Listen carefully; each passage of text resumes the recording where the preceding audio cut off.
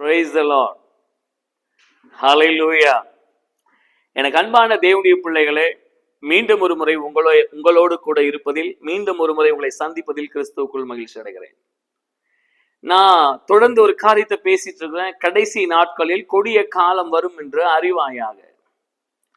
ரொம்ப மோசமான சூழ்நிலை, ரொம்ப மோசமான மனுஷ சுபாவங்கள் கடைசி நாட்கள் எழும்பும் அப்படின்னு சொல்லி ஏற்கனவே நான் 2 காரியத்தை பேசினேன். தற்பிரியர், பணப்பிரியர் என்று சொல்லி நான் பேசினேன்.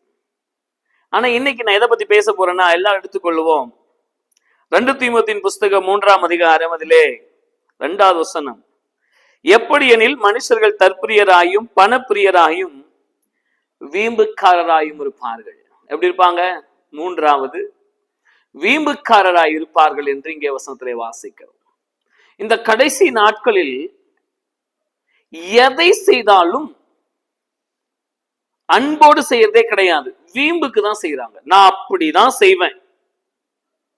ஒரு காலத்துல பெரியவங்க சொன்னா சரி, ஒரு புள்ள ஒரு சேர்ல உட்காந்து காலாட்டிட்டு இருப்பா.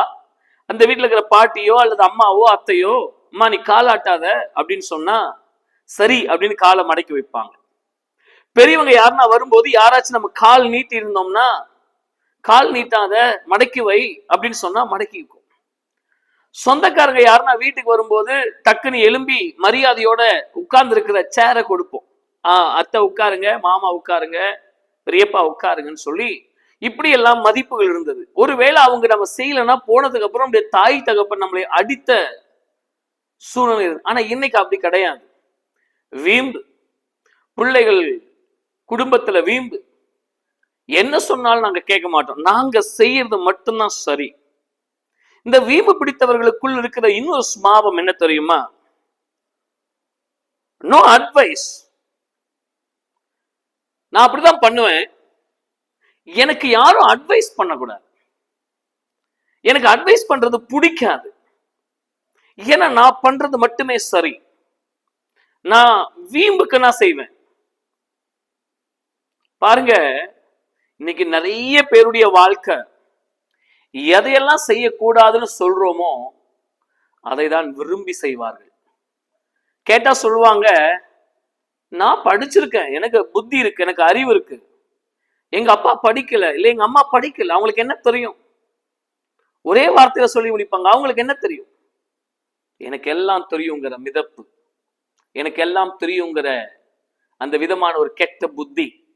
நமக்கு ஒண்ணுமே தெரியாது, தெரியுமா? சில பிள்ளைகள் கையில மொபைலை பிடிங்கி வச்சிட்டோம்னா அடுத்து ஒரு நம்பர் கூட மனப்பாடமா தெரியாது. எதையாச்சும் ஒரு புது அட்ரஸ்ல தேடி போனா கூட கூகுள் மேப்ல தான் தேடி போவான். சொந்த புத்தியில தேடி போக தெரியாது. ஆனா வீம்புக்கு எல்லாவற்றையும் செய்வார்கள். ஆண்டவர் சொன்னாரு, நீங்கள் எல்லாவற்றிலும் கீழ்ப்படிந்திருக்க வேண்டும் என்று. எல்லா மனுஷர்களுக்கும் கீழ்ப்படிந்திருக்க வேண்டும். தாய் தகப்பனுக்கு, எஜமான்களுக்கு, எல்லாவற்றிலும் நீங்கள் கீழ்ப்படிந்திருக்க வேண்டும். ஆனா எத்தனை முறை புத்தி சொன்னாலும் சில பேர் கேட்கவே மாட்டோம். ஏன்னா நான் பண்றது சரி, நான் பண்றது சரி. எனக்கு அன்பான தேவனுடைய பிள்ளைகளே, இந்த நாள்ல ஆண்டவர் சொல்லுகிறார், கேட்பதற்கு தீவிரமாயும் பேசுவதற்கு தாமதமாயும் இருங்கள். பைபிள்ல நல்ல ஒரு வார்த்தை அது. வீம்பு, அந்த வசனம் பாருங்க. வீம்பு யாருக்குள்ள இருக்கும் தெரியுமா? கேட்காதவங்களுக்குள்ள வீம்பு இருக்கும். ஒருத்தர் சொல்றத கேட்டாங்கன்னா தாழ்மை இருக்கும். சில பேர் விடாபடியா பேசுவாங்க, நான் பேசுறதுதான் சரின்னு. அதுக்கு பேர் வீம்பு. சரியோ தவறோ மற்றவங்க சொல்றத கேளுங்க. தயவு செய்து காதுள்ளவன் கேட்க கடவுள். காது இருந்தா மற்றவங்க சொல்றத தயவு செய்து கேளுங்க. கேட்கறதுனாலதான் உங்களுக்கு வீம்பு போகும். உங்க சுபாவத்தை நீங்க மாத்திக்க முடியும். உங்களுக்குள்ள இருக்கிற நல்ல சுபாவத்தையும் கெட்ட சுபாவத்தையும் மத்தவங்க சொல்றாங்கன்னா அதை நீங்க மாத்திக்க முயற்சி பண்ணுங்க. மாறாக இல்ல நான்லாம் மாத்திக்க மாட்டேன், ஐ எம் பர்ஃபெக்ட் அப்படின்னு சொன்னீங்கன்னா, நீங்க பேசுறதுதான் சரின்னு நினைச்சீங்கன்னா, நீங்கள் ஒரு நல்ல பிள்ளைகளாக, நல்ல தலைவர்களாக உருவாக முடியாது. ஆசீர்வாதமான குடும்பமா உருவாக முடியாது. கேட்கிறதற்கு தீவிரமா இருங்க, பேசுவதற்கு தாமதமாயிருங்க. டக்குன்னு அலறி எதையும் பேசிடாதீங்க. நம்ம பேசுறது சரிதானான்னு யோசிச்சு பேசுங்க, வீம்புக்கு பேசாதீங்க. Praise the Lord. இன்னைக்கு நிறைய பேருடைய வாழ்க்கை கேடான சிந்தையில் இருப்பதற்கு முக்கியமான காரணம் வீம்பு. மனைவிக்கு விரோதமா, புருஷனுக்கு விரோதமா, குடும்பத்துக்கு விரோதமா எல்லாம் நடக்கிறது என்ன தெரியுமா? ஒரு விதமான வீம்பு. நான் சம்பாதிக்கிறேன், நான் வேலைக்கு போறேன். அப்படியே புருஷர்களே உங்கள் மனைவிடத்தில் அன்பு கூறுங்கள். உங்கள் பிள்ளைகளிடத்தில் அன்பு கூறுங்கள். பிள்ளைகளே உங்கள் தாய் தகப்பனமாருக்கு கீழ்ப்படியுங்கள், கனம் பண்ணுங்கள். மனைவிகளே உங்கள் சொந்த புருஷனை கனம் பண்ணுங்கள். இதெல்லாம் வசனம். ஆனா வசனத்தின்படி வாழ்றோமா? ஆண்டவராக இயேசு கிறிஸ்து சொல்லி கொடுத்தபடி வாழ்றோமானா இல்ல. ஏன்? பைபிள் பழைய காலத்துது. அதை யார் செய்வா? பைபிள் இருக்கிறதெல்லாம் செய்ய முடியாத ஒரு விஷயம் யார் செய்வா? இல்லைங்க. பைபிள் இருக்கிறது ரொம்ப ஈஸியா செய்ய முடியும்.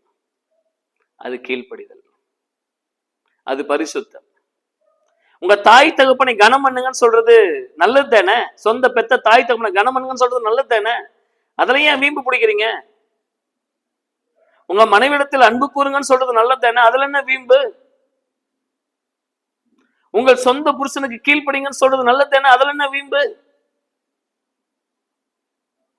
வசனம் சொல்லுது வீம்பு செய்யாதீங்க. வீம்பு ஒரு காலம் நமக்கு சரிப்பட்டு வராது. தன்னைத்தான் தாழ்த்துகிற எவனும் உயர்த்தப்படுவான். ஒருவன் பரலோகத்திலே பெரியவனாய் இருக்க விரும்பினால் ஆமென், இந்த பூமியிலே பணிவிடைக்காரனா இருக்க கடவன். தாழ்மையா இருங்க, வீம்பா இருக்காதீங்க, யாருக்கிட்டையும் வம்புக்கும் போகாதீங்க. நம்ம உண்டு, நம்ம வேலை உண்டு. ஆராதனைக்கு போறோம், ஜெபிக்கிறோம், கர்த்தரை தேடுறோம், ஆண்டவர்கிட்ட போறோம். நாம் நம்முடைய குடும்பத்தை சரி செய்து கொள்ள போகிறோம். கர்த்தர் சீக்கிரமாய் வரப்போகிறார். நமக்கும் நமக்குடைய குடும்பத்துல வீம்பு இருக்கவே கூடாது. God bless you. Amen.